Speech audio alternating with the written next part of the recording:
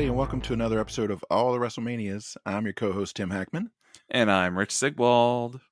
and we're back with another exciting episode. This is both a not just WrestleManias edition of All the WrestleManias, where we talk about a pay-per-view that's not a WrestleMania, and it's also a We Were There edition. So we thought it would be fun to go back through our own collective wrestling history and review some shows where one or the other of us were actually in attendance. So today's episode, we're going to talk about the 1994 King of the Ring from Baltimore, Maryland, where Mr. Sigwald, your co-host, my buddy, was actually in attendance. And so Rich has some stories to regale us with. He is very famous. He had a Jerry Lawler sign on the air he'll tell you all about. And we're going to, sort of do our usual thing where we kind of look at the matches, but we'll have a nice twist in that one of us was actually there to witness this thing. So, picture it. Arbutus, Maryland, 1994. So, I grew up in a community called Westland Gardens. It's right outside the Beltway, right on Wilkins Avenue, if you're familiar with that, with the Baltimore area. It's a fairly low-income community at that point. At this time, nowadays, it's more like a satellite off-campus private housing for UMBC, University of Maryland, Baltimore County. But back in the day, it was just low-income housing built right after World War II. And so there was a shopping center right down the street that my friend and I would walk to almost every day, just especially during the summers and near the end of school year. So there was a sign up at the Farm Fresh grocery store that said they were having a giveaway for 4 tickets to the King of the Ring in Baltimore on Father's Day. And the week before, Macho Man Randy Savage in the evening was going to be at that grocery store signing autographs. Holy cow. Yeah. Holy cow. Holy shit. So, we're already running our own little backyard wrestling thing in the neighborhood and stuff like that with 30 different kids in it. So, wrestling was the dominant force of our community. It was the glue that brought everybody together pretty much. So my friend Joey and I would walk down to the Farm Fresh every day and just grab stacks and stacks of entry forms to this drawing because they didn't put any rules or limits on it or anything like that.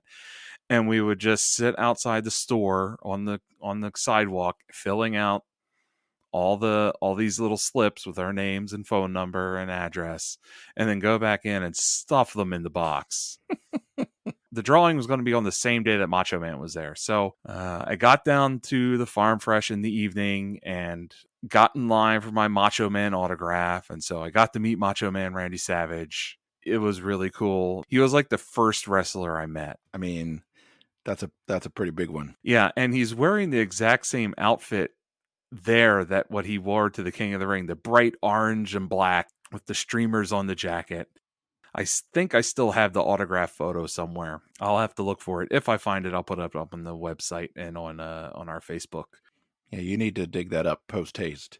So I get in line, go through the line, get my autograph, talk to Macho Man briefly. I probably said something stupid to him because I'm 13 years old and fucking snap it to a Slim Jim guys in front of me. And he's at the Farm Fresh in Arbutus. What the hell is going on with life right now? That's surreal. If you knew Arbutus and you knew Arbutus back in this time and knew the Farm Fresh, the Farm Fresh was the low quality grocery store in the area. The Giant Food was the nice store.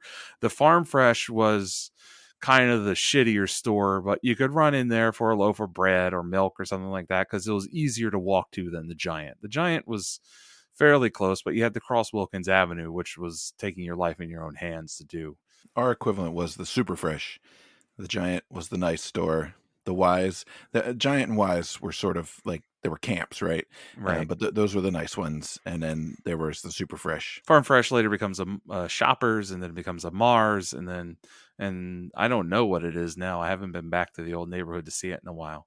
I get my picture with Macho Man, and I go back home, and I get in my pajamas because I got to go to bed soon, and just sit around and watch TV.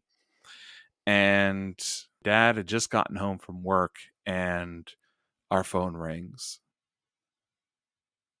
and my mom answers it, and she gives a big scream, and she turns to me and tells me, "You won!" And I couldn't believe it. I was freaking out. Like, I won the drawing. I can't believe I actually won something. We never win anything. Now, there's a good chance that me and my friend Joey, 80% of the ballots in that box are probably from one of us. And we had a deal that we would take the other person with us. Yeah, that's So, that's only fair. That's only fair. so it was a lot of ballot stuffing there. So now as an adult, I'm like, well, no wonder I won. Like I was I was some asshole kid going down there just cramming my name by the hundreds into that box. There's some Chicago politics shit right there. Right. Like, I'm breaking kneecaps and kissing babies and palming $100 bills to people to win tickets to the King of the Ring. So found out I won, and it's on Father's Day. And so my dad's like, well, it's Father's Day. Like, well, yeah, Dad, you have the car, so you're driving. You're my father. You're taking me to this. So I called Joey immediately and tell him that we won, so he's got to keep Sunday clear. And then my dad and I'm in my pajamas, just with like shoes slipped on, no socks or anything like that. We have to drive down to the Farm Fresh that night to pick up the tickets. Otherwise, they'll draw someone else's name, which would probably end up still being me. Let's see. Our first winner was a no-show, so it's time to pick another winner. It is Rich Sigwell. Hey, good job, kids. Yeah. So we go down there, we go to the customer service window, and we get our tickets. I can't believe it. We got 4 tickets, and so my dad tells me that it'd be nice if we invited my grandfather to come along. And I was like, does he even watch wrestling? He's like, I don't think so. Okay, well, we can certainly ask him to go. And he actually went. It's one of the few things that I ever did with my grandfather was to go to this event. Wait, was your grandfather Art Donovan? You know, they did bear a striking resemblance, but Did they ask a lot of the same questions during the show? No, thankfully, my okay. grandfather was a little bit more together than Art is during this program. Yeah, we'll get to that here in a minute. Did Joey want to take his dad being Father's Day, or did Joey not have a dad? Joey's dad was MIA. I don't want to go into his personal story. I'm still Facebook friends with him, and he was a really great guy, and he's now a minister of some sort, I believe. It's kind of funny though that like a couple years ago, right before the pandemic, I played in a production of Newsies, and it was at a church, and I'm unpacking my stuff. And I look over and I see a book that has his name in gold leaf engraved onto the book. And I'm like, Joey, is this you, Joey? And he's like, yeah, that's totally me. That's the church that I'm like studying for before monastery or whatever. And it's like, oh, well, that's really cool. Like, it was just like a weird coincidence that we crossed paths again after so long. Anyways. Sorry, I didn't mean to go off on a tangent. That's cool that you got 3 generations to go. Yeah. So it's me, my dad, Joey, and my grandfather. And we all piled down to the Baltimore Arena that night.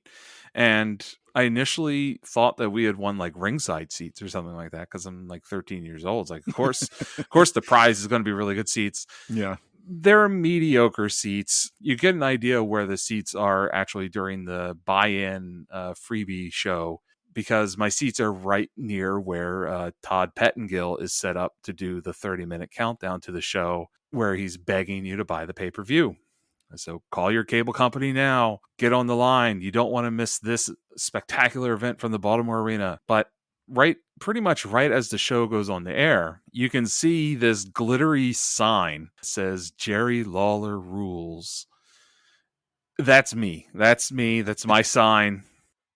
I know him. That's me. And on the back of that sign was the bracket tournament that I made for myself at home, that I kept track of everything, including the qualifiers and stuff like that, because I wanted to be informed and know who I was going to see at the King of the Ring. I was very excited, to say the least. Sounds like it. And it was a good time. And it's funny that like I really I remember going to the show. I remember winning the tickets, but I didn't remember the actual show very well, to where I had forgotten that this was the first time that I saw Bret versus Diesel and in person, and I forgot that they were on this card, as opposed to when I saw them at Survivor Series at the US Air Arena in DC. So, but yeah, we should get into this program here. Yeah, let's go for it. So, as you mentioned, this is 1994. It's June 19th, 1994, Father's Day. The tagline for this one is the perfect Father's Day card. So I don't know, you can agree or disagree with that one. It was held at the Baltimore Arena in Baltimore, Maryland. The Baltimore Arena is sort of right downtown. It has had many, many names over the last 20 to 30 years. I've been there when it was the Royal Farms Arena. I was there when it was I think it was the Baltimore Arena when I was there for a Raw in 97 or so. It was the first Mariner Arena for a while. It was the Baltimore Civic Center originally. I think it may actually be the Baltimore Arena again. I think they lost their sponsorship, or they're between sponsorships, or maybe they're back to Royal Farms. I'm not sure. But attendance on this one was 12,000. Pay-per-view buy rate was 185,000. So on commentary on the mic for this one, we've got the inimitable Gorilla Monsoon, back after a bit of a layoff from the commenting desk. The Macho Man Randy Savage, just directly from his Bravo performance at the local supermarket there. And former defensive tackle for the Baltimore Colts, Art Donovan, is here as a guest commentator. And old Art is delightful. He seems to be having a good time, but he is completely out of his depth throughout this event. He has really no idea who anybody is, what the stories are, whether he should react or how. Sort of listening to him is, I will say, is one of the highlights of this particular event. So unfortunately you missed that when you were there live, though. Yeah, I didn't get to enjoy him at all in the live event.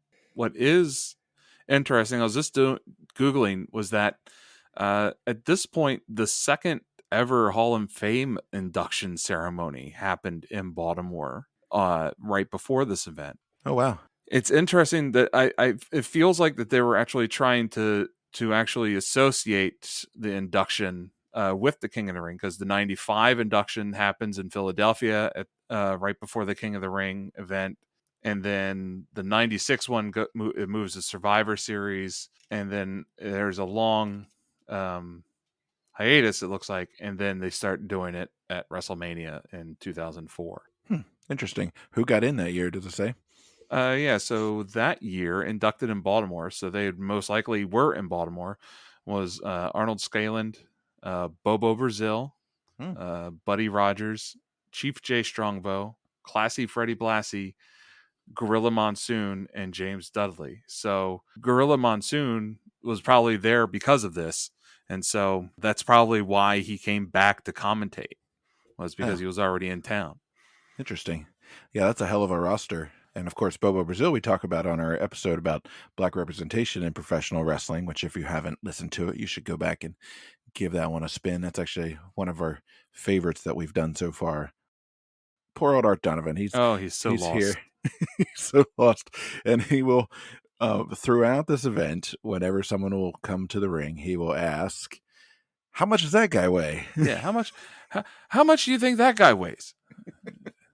Over and over and over again. And at first, Macho Man is really sweet to him. He's really nice, yeah. He's being very patient and calm and understanding and trying to explain professional wrestling the best way he can to Art Donovan. And he always calls him Art Donovan, too. Yeah. He's like, well, you know, Art Donovan. He can't stop calling him Art Donovan. Like it's this one name. Do you think Macho Man thinks that's like his handle? Like that's not his real name. It's possible. Like Art Donovan, Bill Smith, or whatever. He's cutting a promo on Art Donovan the entire time. The cream of the Art Donovan.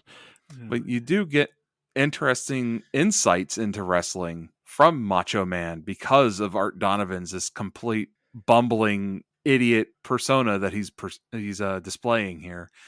I don't understand though why Art Donovan is there, except for they're trying to make this event possibly as Baltimore as possible. So you put Art Donovan in there. You get shots of the harbor and stuff like that.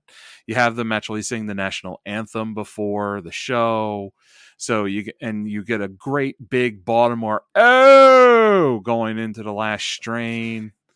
It's very Baltimore.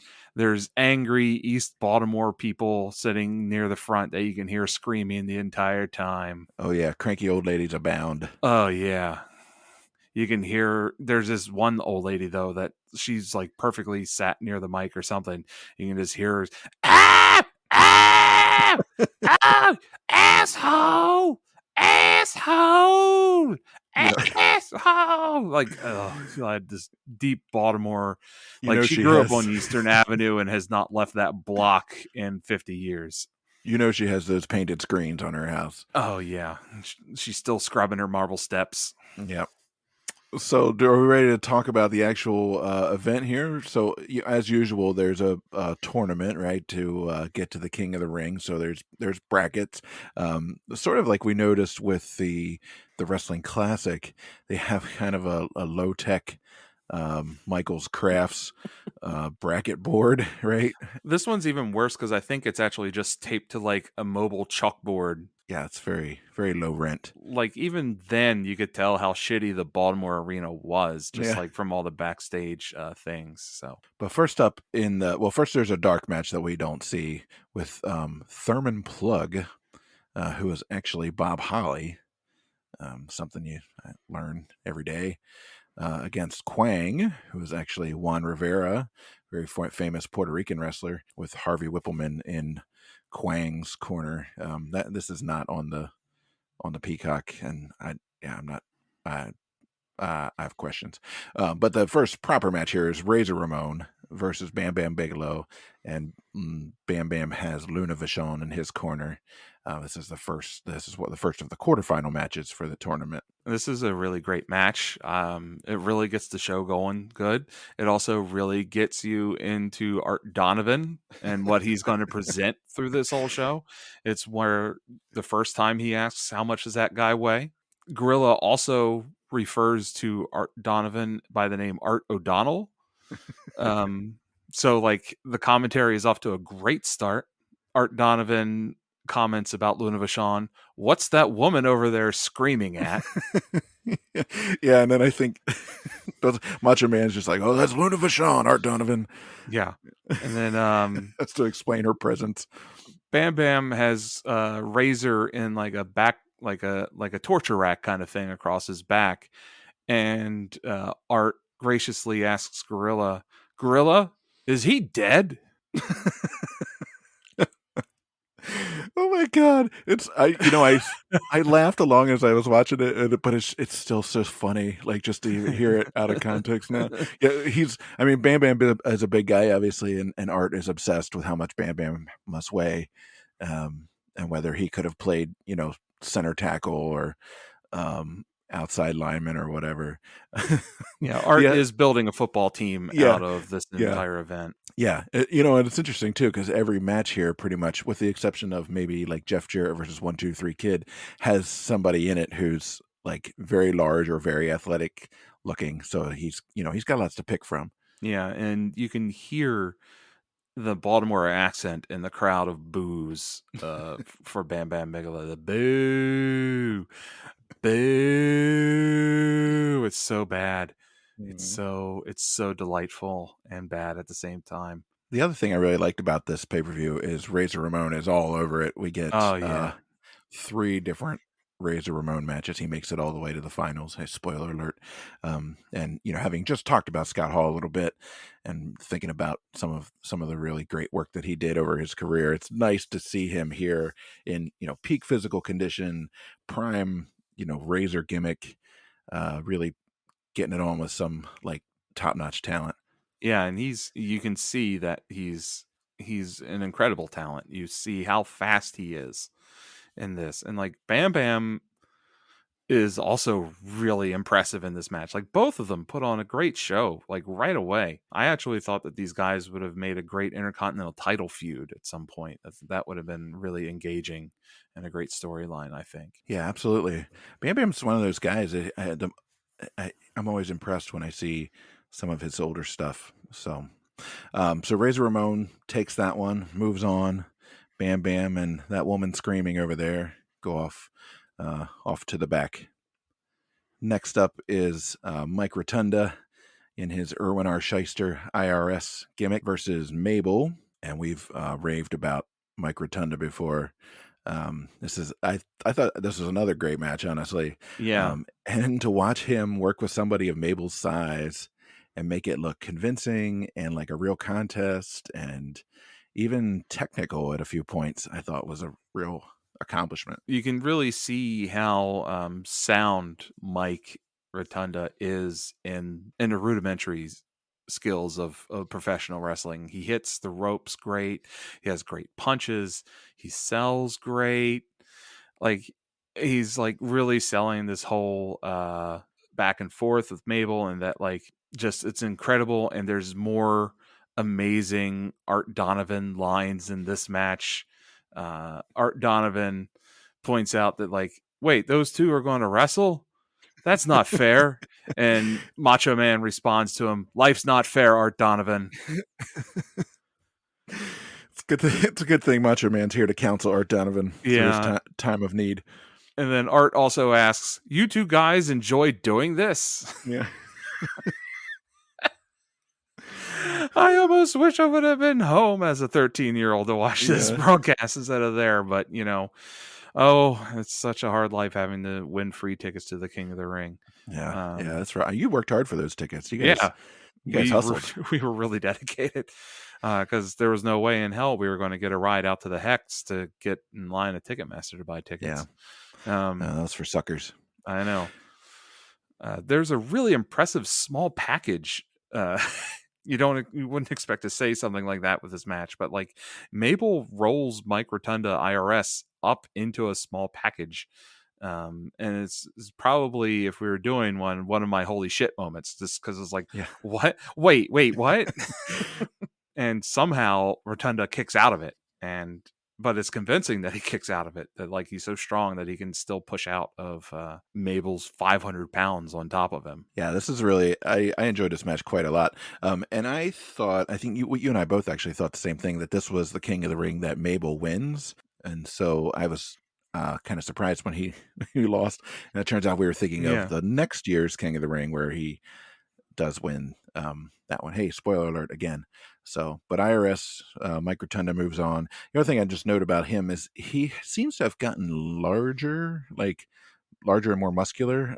He's looking really strong and ripped here, and like that white dress shirt is like skin tight on him, and he sweats through it immediately. Yeah, we noticed on the Chi-Town Rumble how much that dude sweats, and I noticed the same thing here. You're in the ring with Mabel, you're going to sweat. Yeah, I was sweating just thinking about it. Next up, we've got Owen Hart versus the Native American Tatanka, which is how they refer to him. Like anytime, they can't just say Tatanka; it's the Native American Tatanka. Did you notice that? Yes, he's always the Native American Tatanka. Over and over and over again. So the Native American Tatanka and Owen Hart give us a great match. Oh my God, this was a good one. They were moving a million miles an hour. Tatanka actually goes flying out of the ring and lands on his feet. That was an impressive spot. Owen Hart here is looking like $1 million. He is chiseled, he is cut, he's lean, and just got everything together. Yeah, they put on a hell of a show. They're both super athletic, super muscular, very fast. They do take it out of the ring, like you said. There's a nice sleeper hold by Owen at one point, and then Tatanka actually catches him with a DDT, which was pretty cool. This was a great match. Like I didn't really have any expectations, but then it's a little over 8 minutes, but it's like a fast 8 minutes. Yeah, and Owen lands a tight drop kick from the top rope that's really textbook and beautiful. And at one point, Macho Man says, "I don't know what it is, but the wrestlers are getting faster and stronger every year. It's steroids. I was It's going to say steroids, Macho Man." I have some ideas. Yeah. It's called steroids. It's He knows exactly HGH. what it is. Right, because if you look at him in this, and then you look at him in 5 years later in WCW, the dude is looking like Scott Steiner. So He is not unfamiliar. Yeah. Next up, or were we done talking about Owen and Tatanka? yeah, Owen steals this one in a little bit Yeah. of a dirty finish, but so Owen is now moving on with the tournament. Yeah, and I will say, this is one of those cases, maybe a rare case, where like the two best guys, the two most impressive guys, are the ones that keep moving on, and so we get to see both Owen and Razor 3 times each in the course of this event, which is fantastic because they're both just top of their game here. Absolutely. After that is the 1, 2, 3 Kid, later known, of course, as X-Pac, known as Sean Waltman, of course. He is like 12 years old here. He looks like such a freaking baby. He's actually 20. I think he's like 22, like 21, 22 at this match. Yeah. This is like right after him surprising Razor Ramon and Ted DiBiase with wins. So right. Yeah, he had a nice little push around this time for just he would kind of come out of nowhere because he was so scrawny looking. And he's there against Jeff Jarrett, who we called out on our retrospective episode as one of the worst gimmicks of this time period, and his bullshit fake country music guy routine. The card of this entire show actually reeks of the Clique of Shawn Michaels. 1, 2, 3 Kid is in the Clique, and so is Diesel. They're the founding 3 members, and so like 1, 2, 3 Kid is just now showing up, and he already has wins over Scott Hall, Razor Ramon, and Ted DiBiase, and now he's going to have a win over Jeff Jarrett. Diesel, who is actually fairly new. Kevin Nash, he's fairly new to WWF at this point, and is pretty green. And he's Intercontinental title, and he's challenging Brett for the World Championship. So yeah, I just wanted to point out that like there's some real backstage maneuverings happening, obviously, with this event. Yeah, for sure. This is another decent match, though, I gotta say. Yeah, if I'm going to like a Jeff Jarrett match, it's this one. Yeah, begrudgingly, of course. But I mean, Waltman, he flies around the ring. He's like so quick. He's so fast. Yeah. He beats up Jeff Jarrett, and I mean, it's like a 4-minute match or so. Did you have any particular moments that caught your eye there? Well, there's another great Art Donovan line. Oh, good. I do believe he asked how much the 1, 2, 3 Kid weighs. Yeah. But he says Jeff Jarrett has a nice tan, and he must have been in the islands recently. He's a redneck from Nashville. I'm so glad you wrote all these quotes down. I feel a little bit of a slacker that I didn't write them down. I just let them sail by and tickle my brain.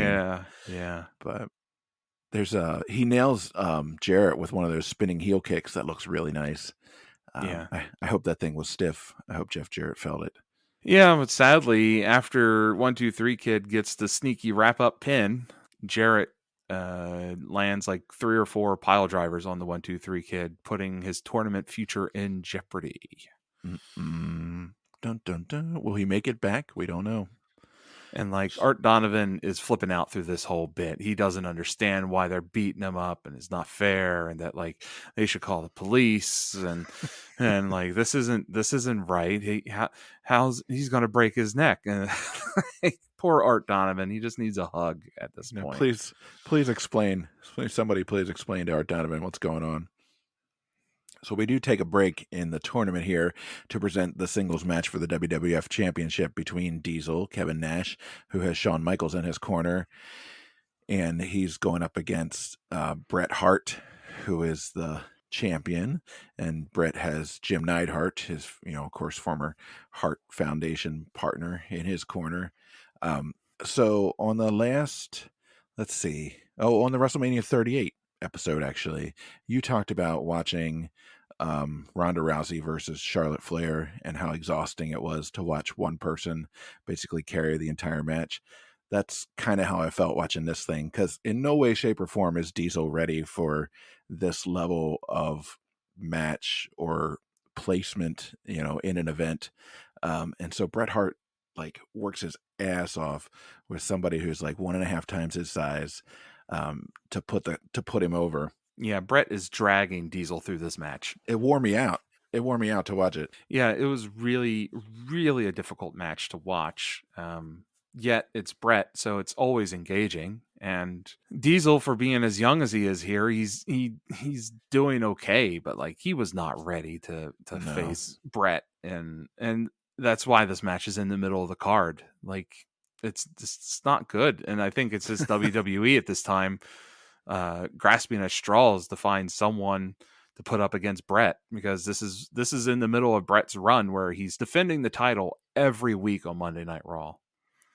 Let's throw Diesel at him now. So yeah, we're running out of guys over here. Yeah. There are some things I really like on this one. I think, as usual, Brett's sort of instincts and storytelling are impeccable. He works on Diesel's legs throughout the whole thing, right? Sort of like chopping him down so that he can eventually get those gigantic tree trunk legs into a sharpshooter. And then, of course, he has a whole lot of selling to do because, again, Diesel's like 1.5 times his size. So I think, for all the heavy lifting, literal and figurative, he had to do here, Brett does what he does best, which is figure out how to make the other guy look as good as possible. Yeah.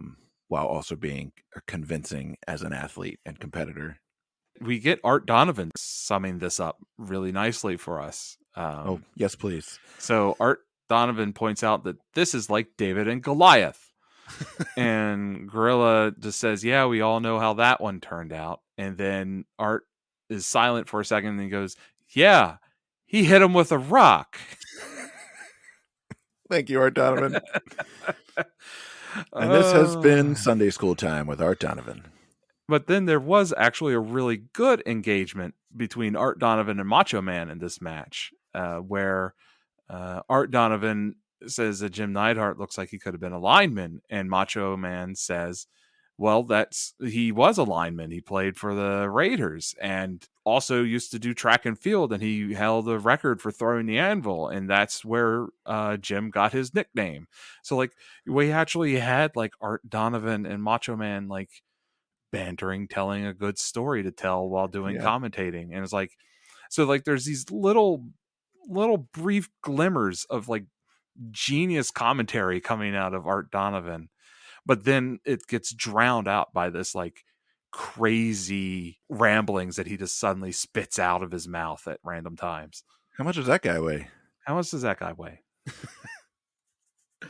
So there's some shenanigans involving Jim Neidhart at the end of this one, and this is actually the end of the Hart Foundation, right? Or were they already over by this point? They're already over, but they were still allies, and this is where you start getting the hint that Anvil is turning heel. And he starts hanging out with Owen, of course, who is also turning into a shithead. Right, because he's already upset that like Brett won the King of the Ring, and that took him on to win the championship at WrestleMania. But Owen beat him that night, so we're right in the heart of like the building of the tension between Brett and Owen. Yeah, and then of course Owen and Anvil would go on to sort of become the new Hart Foundation, right, and sort of taking up the mantle and not being anywhere near as cool, obviously. Right, and actually, near the end of this event, Owen and Anvil actually do the heart attack on somebody. So so do you remember very much of this match? Because I have to tell you that I'm, super jealous that you got to see like prime mid-90s Bret Hart in the flesh. So there is a couple moments that I do actually remember of this match. There was the the moment where Diesel falls trying to catch Brett jumping from the top rope. That is very memorable because like the match had been pretty clean, and then like suddenly they're just like stumbling all over the ring, and you're like, what the hell happened? Like even live, you're like, what the hell was all that? And then I remember like Shawn getting knocked out because that was a huge pop in the crowd. I just remember getting super excited seeing Shawn Michaels get his. Yeah, I would be pretty excited about that too. Yeah. But yeah, that's and even now after just watching it, this is the second time I've watched this pay-per-view in the last year, actually. I actually watched it around April of 2021 as well, just because I was like, hey, I was at that. Let's watch it. And this match just isn't very memorable. And I think that's just because Diesel wasn't doing great. And then it has shenanigans of a finish where Anvil runs in, calls in the disqualification. And for some reason, that pisses off Brett, even though Brett was about to lose. So yeah, and then like there was a weird ref bump, which I don't think was intentional, because the ref actually doesn't go down. Nothing weird happens with it. And then there's also this beautiful, darling Baltimore child that is in the third row, and he is just giving double birds to Diesel the entire time. And I just kept looking at it, I was like, is that a young Tim Hackman? Is he actually at this too? And he doesn't remember? Because he is sinking him in on Diesel. That sounds a lot like me, actually. And like he was sitting right behind the old lady that was screaming, asshole, the whole time. They sound like a delightful family. Yeah, I'm sure they probably were family, or if not, they're neighbors and they know each other. They live on the same block. They go to the same snowball stand, and they sit in the same section at the O's games all the time. Lovely. All right. So are we ready to resume the tournament for the King of the Ring? Yeah. Oh, there was a shot of the governor of Maryland. Oh, right, He was right. ringside, so we got a quick glimpse of him there. William Donald Schaefer, right? Yes. He looked like 100 there. I mean, I know he was always kind of old, but he looked extra old. So next up is the semifinal round for the King of the Ring tournament, and we've got Razor Ramon back again versus Erwin R. Shyster, Mike Rotunda back again. Two really incredible talents. Match and like the Owen versus 1-2-3 Kid match, they're both spectacular matches. In my opinion, they both are great. They are. This is the heart of the pay-per-view that's coming up right now. Is those two matches and the tag team championship match. Yeah, these are. I mean, the quality of this thing throughout is just it's off the charts. And I don't know. We haven't watched a WrestleMania honestly that has had this level of matches all the way through. So I would highly recommend this one. Razor Ramon takes the win in this one. I think he kicks IRS. I think. Yeah, he kicks IRS and actually gets him in the Razor's Edge, like Yeah. and lands the Razor's Edge kind of out of nowhere. These guys are like kind of going back to their NWA roots here of like it's a real kind of like grind out headlocks, Irish whips, clotheslines, strikes kind of match. Nothing really crazy fancy or anything like that. IRS does take a tumble over the ropes and he eats some steel steps and a pretty convincing hit. The old lady is giving IRS some real shit outside of the ring. Just Jesus, like she should have a mic and just cutting her own promos on him. Like, oh God. She probably thought he was an actual tax man. She probably has a lot of tax problems. Most likely. Probably hitting her dead husband's railroad pension too hard or something. But yeah, Razor gets the Razor's Edge on IRS, and that's it. 1, 2, 3. Yeah, it's kind of like you said, sort of that NWA thing. And it's the grind out, and then also sort of the ending out of nowhere, right? Like, right? He's kind of just like, oh, there it was, and then it's over. Right, because it didn't seem like IRS had been beaten down enough to like for Razor to do like the whole Razor's Edge on him, like hoist him up. Like he kicked him, did the little taunt where he sticks his arms out to the side, and then he hoists him up over his shoulders and stuff. Like it didn't seem like it had been that much of a fight, and then suddenly he's up there and out he goes. Yeah, crazy. Well, I mean, they had about 5 minutes there, so maybe got to the time limit. Like, all right, time to go home. Yeah. So the other semifinal match was Owen Hart versus the 1-2-3 Kid. So they make a big deal of like, is the 1-2-3 Kid going to make it out here after getting all that beat down, those pile drivers, and the camera kind of hovers on the tunnel for a long, long time. And you don't see him, you don't see him, you don't see him. Oh, and suddenly there he is, and he's making his way down, and he's stumbling, and you can tell he's beat up, but he's a tough guy, even though he only weighs like 85 pounds. He's going to get down there, goddammit. And he's How going much to go does that through. guy weigh? Not enough, because he is tiny. He has been beat to hell. He's eat a cheeseburger or something here. Yeah. But no, this is another spectacular match. And like while we're waiting to see if the 1-2-3 Kid is going to come down, Macho Man says, "If you're just tuning in, I caught that too. What the hell? dude, it's a pay-per-view and it's more than half over. You think someone finally like, okay, I guess I'll tune in and watch it. I guess I'll cough up to $30 and see what's happening after missing half of it." Let's see. With the second semifinal match. I think maybe like flashback, he thought he was calling superstars for a second there. He's on Saturday Night Main Event or something like that, calling that.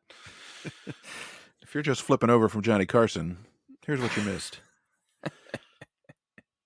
Yeah, no, Owen Hart takes it to him pretty much right away. He gets a beauty of a power bomb, and then throws him in the sharpshooter, taking his brother's move.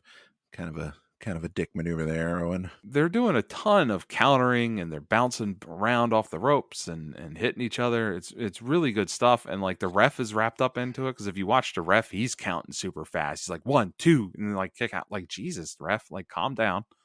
Like he's really hyped up and keeping the speed going. But there's two spectacular things where the 1-2-3 Kid goes to hit Owen off the ropes with a spinning heel kick, but Owen catches him and turns it into a German suplex. That was crazy. And then the Kid goes for a Hurricanrana, but Owen holds him up and gives him a power bomb and then slaps him into the sharpshooter, like you said. And it's just two spectacular moves to end this match. This was like the future. Like this match, you could put this match on like next week's AEW Dynamite, and one, it would be the best match Dynamite has ever aired, and two, it would totally fit in with everything you see on there. It's modern day wrestling happening 20 some years ago. Yeah, hell, almost 30 years ago. Yeah, absolutely. It's fantastic. I think when I see stuff like this, I think, God, man, how talented was Owen Hart? Seriously, like what a loss to the business and to the world, because he is just so good. And this is just the beginning for him. Yeah, still. And I think pairing him up with Waltman is a genius idea, because it lets them, like you said, both lean into their strengths. Yeah, they're moving all over the place, and it's really a fascinating and interesting match. The match only lasts 3.5 minutes, and you're sort of, I don't know, trying to catch your breath afterwards. Yeah, because I mean, if it went any faster, or like any longer, you'd start sweating and just pass out. Man. Yeah, I look like Mike Rotunda over here. So the next match, we're going to take a break from the tournament again and have a tag team match for the WWF Tag Team Championship.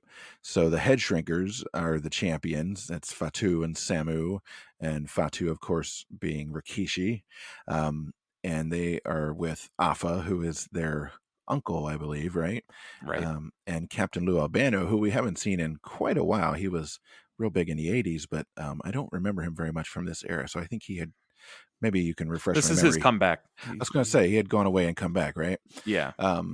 And they are going up against Crush, former third member of Demolition that nobody asked for, and Yokozuna, who are managed by both Jim Cornette and Mr. Fuji. So the gimmick there was Mr. Fuji was Yokozuna's like Japanese manager, but then of course they needed an American manager to navigate all that stuff, and that's where Cornette comes in. So this is a tag team match for the championship, and this is another fantastic match. Like I didn't remember how damn good the Head Shrinkers were, but those guys are freaking incredible. Yeah, they're mean, they're fast, they know their shit. They're strong as hell. Yeah, they're super strong. And like even Afa, he looked ring ready. He looked ready to go. And like Captain Lou was actually even looking a little thinner than normal and bit buff. but like 3 of the 4 people in the ring are related to each other because Yokozuna is Rodney Anoa'i, and he's also he's another cousin to the Rikishi. Yeah. Fatu and Samu. Sorry, I was about to call them Afa and Sika. It's like, no, that's That's the other ones. that's the other ones. Yokozuna, Afa, Fatu, Samu, all related in this particular match. And of course, it immediately starts off with the traditional no sell of the Samoan headbutts. And if you've noticed really carefully, Yokozuna no sells the first headbutt too. But then they headbutt him again, and then he goes down and he does like a crazy, insane, scary bump to the outside through the ropes. That was like, I don't think a 600-pound man should be tumbling like that. That looks scary. Yeah. Yokozuna, is getting progressively larger at this point in his career, and like he's really starting to sort of, I think he's almost slowing down a little bit. I don't know if you noticed the same. Yeah. Art Donovan, of course, is very interested to know how much he weighs. 600 plus pounds is what Macho Man tells him.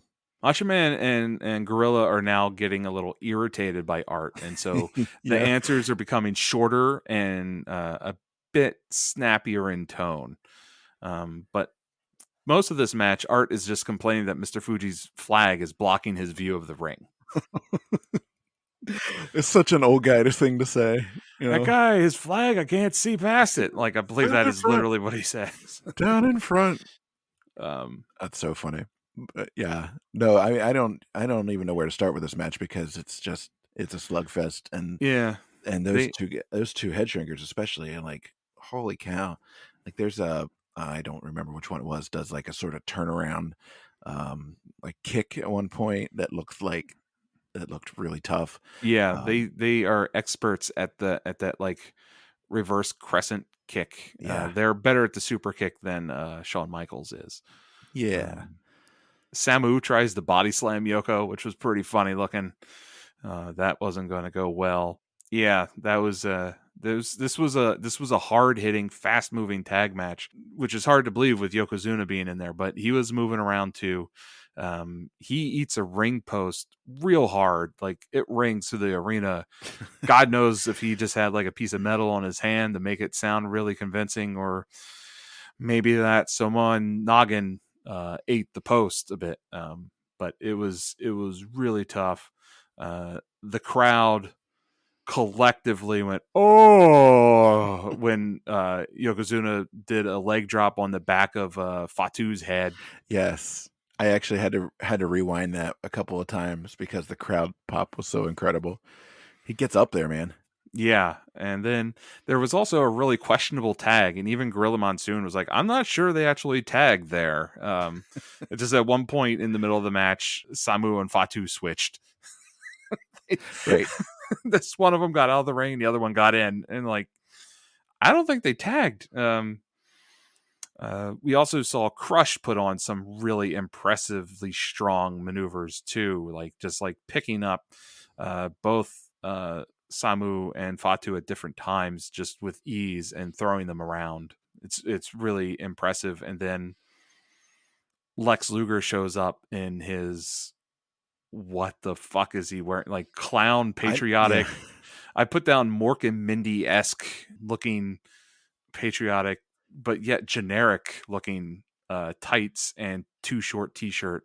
Yeah, it's a sight to behold. I'm not entirely sure what was going on there. He didn't need to be involved in this, honestly, and there was enough stuff going on. I think it was overbooking it just a little bit.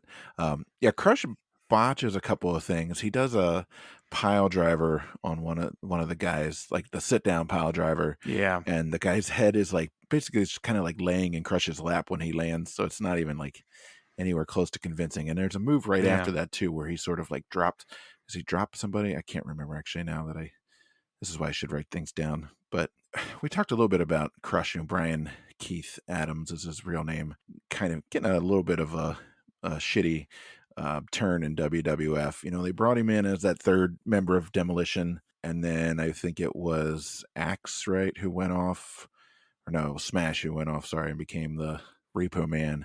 So it was Axe and Crush for a while, and then that gimmick was over, and so they're like, hey, you're going to be Hawaiian now. Hawaiian, but bad. Brian but bad. So you've got some face paint for no apparent reason, and you're going to be wearing the world's ugliest orange outfit, and you're going to feud with a clown. Yeah. And I, I sort of like he's clearly a talented and athletic dude. He's huge, but also they just never quite found the right Yeah, niche for him. they kept putting him in weird tag situations. He's even part of the Nation of Domination near the end. Right? Yeah, it's just it was kind of like they wanted to keep him signed, but they also didn't know what to do with him. And then that also makes me wonder because he was part of that Bone Street crew with the Undertaker, Yokozuna, and the rest of the Anoa'i clan there. So they were, and like Henry Godwin was one of them as well. So it's kind of like maybe that was also some backstage politics, and that's what was kept keeping Crush around, was that he was tied connectedly strongly to the Undertaker, who's definitely a company man, and they're Yeah. pulling their sway along with the Click and stuff. So it's kind of a interesting little thing that we get exposed to with this pay-per-view, especially. It's just like, okay, well, now we're going to put Crush with Yokozuna. Oh, Yokozuna's another Bone Street Crew guy. Yeah, that's true. Brett also claims that at one point the Click asked him to join and he refused, and so that's why there was heat between him and Shawn the entire time, supposedly. But yeah, anyways, Yeah. So Crush, actually from Hawaii. yeah, so he's legit. Yeah, he actually was in the Air Force and started boxing in the Air Force, and he was stationed in Japan, and that's where he sort of got introduced to wrestling. And he trained with Antonio Inoki, who's of course a huge name, same guy that trained Ron Simmons and Butch Reed and like a ton of other guys that we've liked.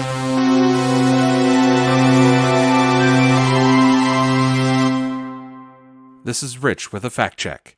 Ito Matsuda was the trainer of Ron Simmons and Butch Reed, not Antonio Inoki.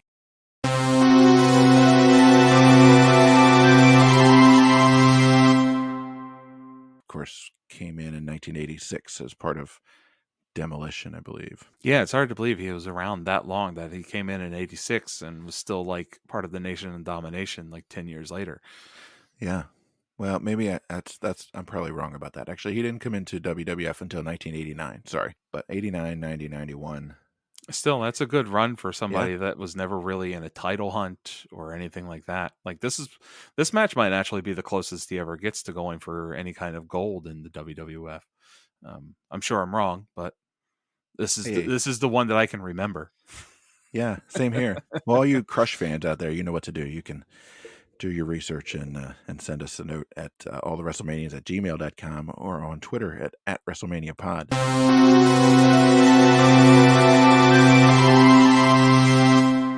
This is Rich with another fact check. Crush joined Demolition in 1990. While Demolition were the tag team champions, thus Crush technically does have a tag team championship reign.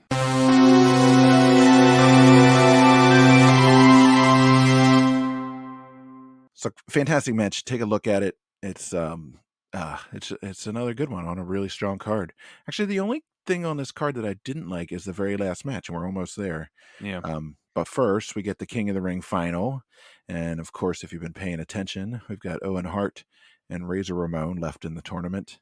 Yeah, so this match is also awesome. Yeah, Razor is fast. He's keeping up with Owen, and like Razor is like, but Razor's more of a muscle guy, so he's more of a puncher and stuff like that. But like after seeing Owen and 1-2-3 Kid working at the speed of light, like this match feels a little slow. But it's still, actually, if you watch it by itself, really good. And really, the only thing I really noted was that like Razor was so over. Yeah, crowd was super into him. Could have maybe been the new Hulk Hogan instead of Lex Luger. Like they hooked their wagon to the wrong guy. Like Razor was the guy to ride here. They should have thrown him more money to keep him in WWE. I don't know. Yeah, he he had way more personality than Lex Luger. Like Lex Luger always just kind of like, yeah, he looked great and like he could do he could stand in for Hulk Hogan sort of physique wise, and he could move and stuff in the ring, but like there's just not much else there to really hook your interest or make you stay around. Whereas somebody like Razor Ramon, you're like, oh man, what's this guy gonna do next, right? Like So Yeah, and yeah, he's got the machismo, he's got the promos, he's got the ring work, he's got the look, he's got a I don't know.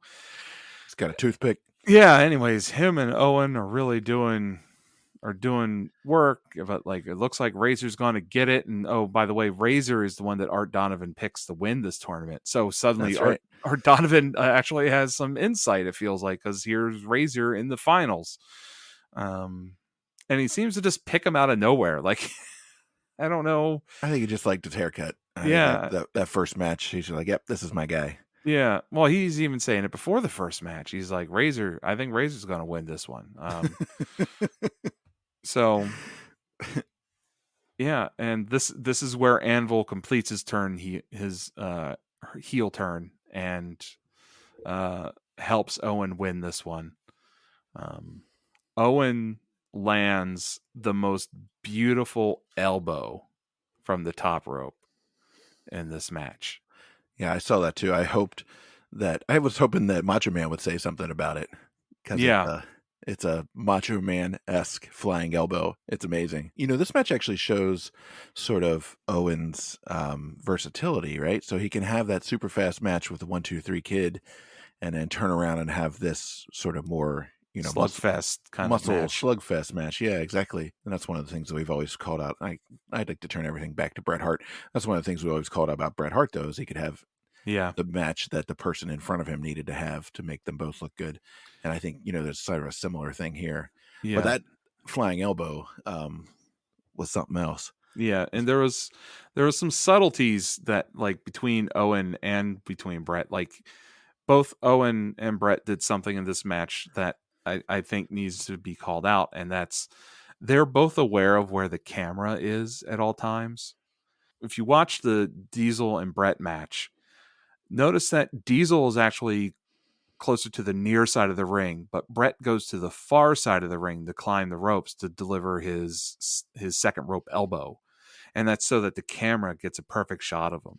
And then Diesel moves a little bit further away, and yet he still goes to that corner to do that again. And then Brett also does that with the bulldog off the rope as well. He does it from the far turnbuckle so that the steady cam can get the direct shot of the action. And it has to be intentional because it's so often. And then Owen does the same thing where he climbs the far ropes with that elbow so that we can get that beautiful shot of him flying through the air onto Razor Ramon. Yeah, you get the full thing. He doesn't come up out of the top of the frame, or he doesn't go off to the side. It's like he's front and center. That's a good observation. I don't know that I'd noticed that, but now, of course, that you say it, I'm like, oh yeah, of course. This is a really good one. Obviously, Neidhart chips in and helps Owen get the pin, making him the king of the ring. There's, of course, a big coronation ceremony afterwards. He names himself the King of Hearts and acts like a total douche. It's an interesting moment, and Art Donovan is very upset. He's very upset by the behavior, and he asks Gorilla and Macho Man, "Did you behave like that when you were in the ring?" And Gorilla and Macho Man completely ignore him, Yeah, they just just plow keep through talking. what they're supposed to be talking about. Yeah, because they're clearly trying to get through the text that they need to get through in relation to the coronation thing that's happening, right? And like Art is still trying to sort of make conversation when they've got a program, right? And they're trying to get through it. I felt bad. I kind of would like to hear their answer to that, honestly. I mean, we all know that Macho Man did. But literally, that's his move, among other crazy things. So poor Art. But yeah. And then this is the only match that kind of takes the wind out of this one for me. I guess you'd call it. It's not really a main event. It's the last match, but it's not really a main event. No, It's this kind of grudge match between Roddy Piper and Jerry the King Lawler. There's a long package about their little feud. I guess Piper helps some kids with cognitive disabilities or something, and Jerry Lawler made fun of them. So Piper, of course, is being the man of the people that he is, has to defend them. And Lawler makes fun of Piper's skirt, of course. It's a kilt, Jerry. Everybody knows it's a kilt. Piper is coming back here, right? After having been away for a while. He Yeah. looks like $1,000,000. Oof. He's in movie shape. Yeah, he's been tanning and doing the crunches, that's for sure. Art Donovan should have said, "Oh, he looks like he's been in the islands." Art Donovan does say that Jerry Lawler should have been a preacher. What? I don't know what that means. Yeah, like he was taken away by Lawler's promo that he cuts at the opening, and like you can also see two very classy young Baltimore ladies giving Lawler the business, and then Lawler just laughs at them, and their response to him is two middle fingers, but with the thumbs out to the side, real Baltimore fashion. Hell yeah, brother. Real classy, great job, Baltimore. You also, during this match, you can hear someone in the crowd screaming, come on, you piece of shit, as well. Nice. Yeah, and the old lady that we've been following through this entire event, she's losing her complete shit. Through the whole show, she's actually sitting while trash talking these people and like just leaning her head around the person in front of her. This match, she's standing up and giving Lawler the business. God, she hates heels. Jesus. Whew, she was fire. She's into it. If anybody out there knows who that lady is, if that was your grandmother or something, please reach out to us. Yeah, we want to talk to you about your memories, because I'm assuming she's dead. But we would love to hear some stories from that lady. They still bill Piper from Glasgow, Scotland. Yeah. In the announcements, like no one's buying that. Like he's even talking about being Canadian and helping this kid's hospital in Toronto. Every time he says Saskatoon, yeah, it gives it away. It's the world's thickest Canadian accent. Yeah, even when he's like in that, there's a promo earlier in the show that's just for Coliseum home video folks, where he talks about how what's the first thing he takes off when he gets home, and it's like I have 6 kids. I take my pants off first. Like, it's so Canadian. It's so Canadian. Like, it's just all Canada. I kind of wish he were still around so he could get a guest spot on Letterkenny. Can you imagine if he showed up on that show? That would be great. Coming in with the accent. How are you now? Yeah, they have the live pipers come out for him. Yeah. They are terrible. Yeah, holy shit, they're bad. They're like, I know bagpipes are traditionally a bit out of tune, but Jesus fucking Christ, they're out of tune. They're not even in beat with their drummers. It's god awful. And Piper doesn't come out with them. They just come out and they play. And then the recording of a real Piper band plays. Right. And that's when Piper comes out. Yeah, they come out with Scotland the Brave, which is very traditional, fife and pipe and drum music that you hear in the parade, the police parade, every time. And then the audio recording is, of course, Piper's actual theme, which is made of Fife-O, much more proficient bagpiping. I noticed all these details because there's nothing fucking happening in this match. No, it's 12 minutes long. There's a fan who's with Piper who's wearing a Piper t-shirt and a kilt and who is doing a Piper impression throughout this whole thing. Like he's talking like him and kind of throwing his head around like Roddy does. Yeah. He does a really good impression. He does. So is he supposed to be one of the like kids with cognitive disabilities from the home? No. Like, I couldn't tell. So like he's some kid that Lawler digs up to pretend to be Roddy Piper to confront. No. So like he even says, "I have Piper on the the show," and like he comes out and like he gets on his knees and he does his little Piper impersonation, asking Lawler for forgiveness. But then the kid turns on Lawler eventually, as all kids do. Right. So I mean, it's the kid's got a really good impersonation of Roddy Piper. Yeah. It's really good. Please, Jerry. Yeah, he's good. So no, there's nothing really to recommend here. I mean, I think the things to watch for the crowd stuff that Rich mentioned.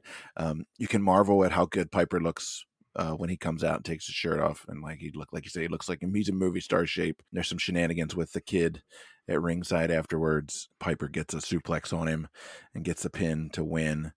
There's it's kind of a letdown after a really amazing event. Yeah, so like this match. This thing is actually kind of setting Lawler up for like his biggest WWF push to date. And this is where he's about to enter into the feud with the Hart family. And I think this is like the beginnings, the early machinations of that bubbling and brewing. Because remember, Piper and the Hart family have connections, so it's kind of tied in with that. The only other reason why I could think of is that they still feel like there's a power vacuum without Hulk Hogan to headline a show, and so they take two other really big names. Lawler was already really well known because Baltimore is one of those Southern Territory cities, so they would assume that the wrestling fandom of Baltimore would already really know Lawler and his ring work, and then Piper, obviously, big time. He's been there a lot.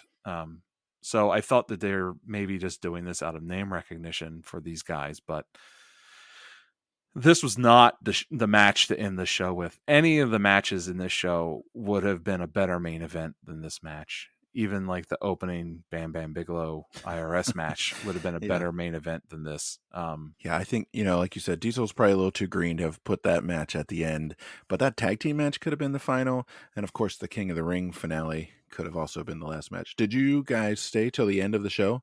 Yes, You did. absolutely. Jesus Okay. Christ, no. Well, I am not really the type of person, even to this day, that will leave early. I mean, you saw that with the AEW show. I wasn't thinking of leaving for a moment during that like Sting presentation speech that happened after AEW went off the air in DC.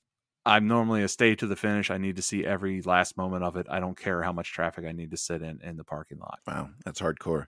I'm a start thinking about my exit like the minute I sit down kind of guy. We go to a lot of NBA games, and at the 8-minute mark of the fourth quarter is when we leave. That's it. Like, that's your choice. Like, that gets you out the door, across the street to the parking garage, in your car, through the gates, and onto the street before the last buzzer sounds and all the fans come flooding out like they do at that Clippers game in Drive, or Ryan Gosling drives into the garage. So anyway, well, that's an essential difference between you and me, I think. The only few things I can remember leaving early was like there was one concert where Bryn and I left early because we didn't. It was like, oh, I know what they're playing for the encore. I've heard it before. Let's just go.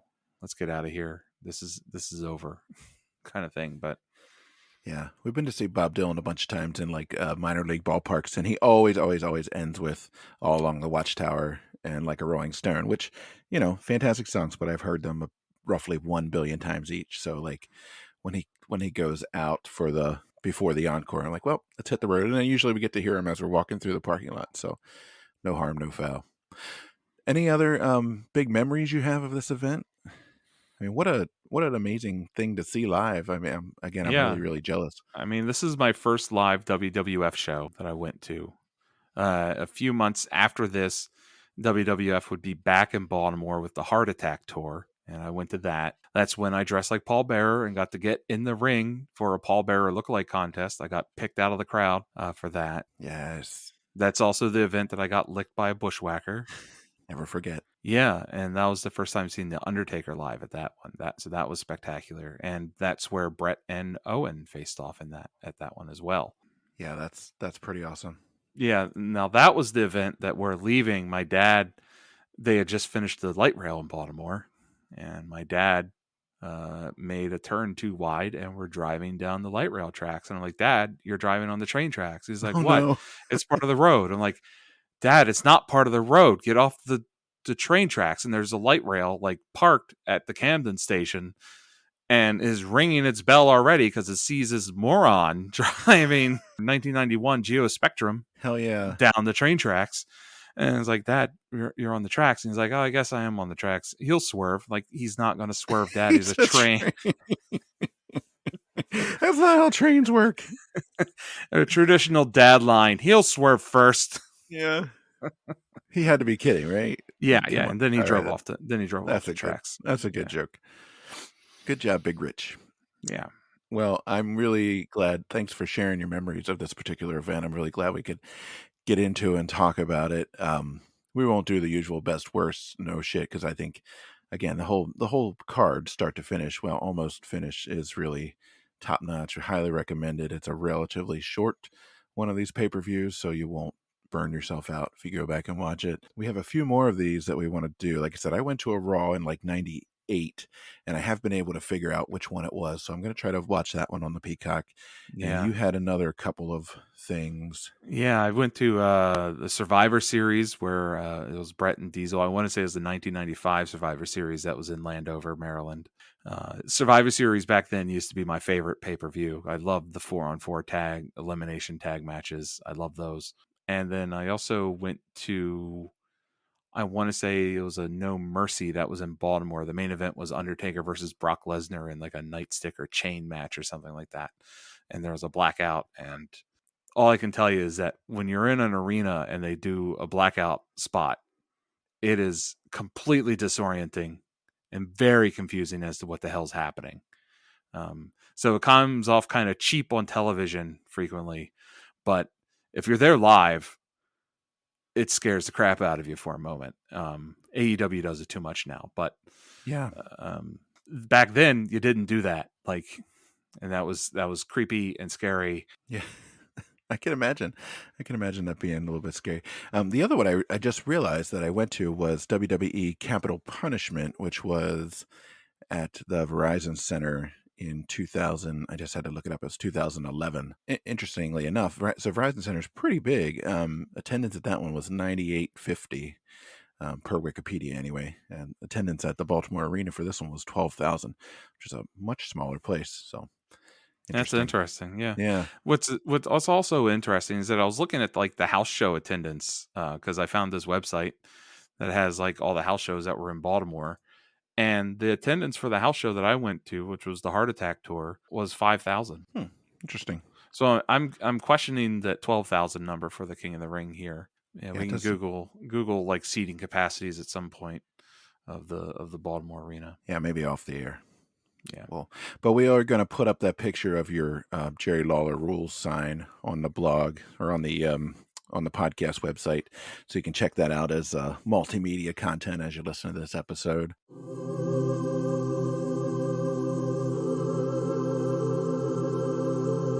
Those who performed in this event that are no longer with us are Art Donovan, Macho Man Randy Savage, Gorilla Monsoon, Razor Ramon, a.k.a. Scott Hall, Mr. Fuji, Luna Vachon, Bam Bam Bigelow, Mabel/Viscera, Owen Hart, Yokozuna, Crush, Captain Lou Albano, and Rowdy Roddy Piper.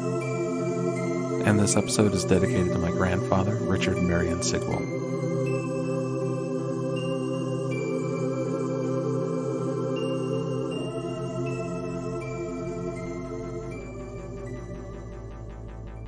And as always, you can find us at allthewrestlemanias.com. You can tweet at us on Twitter at WrestleManiaPod. You can send us an email at allthewrestlemanias@gmail.com. We love to hear from you. We love your questions, your comments, your not so constructive criticisms. Honestly, whatever you want to send us, we're up for it. We love it all. So, in the meantime, thanks for listening. And I am Tim. And I am Rich. And we'll see you next time, everybody.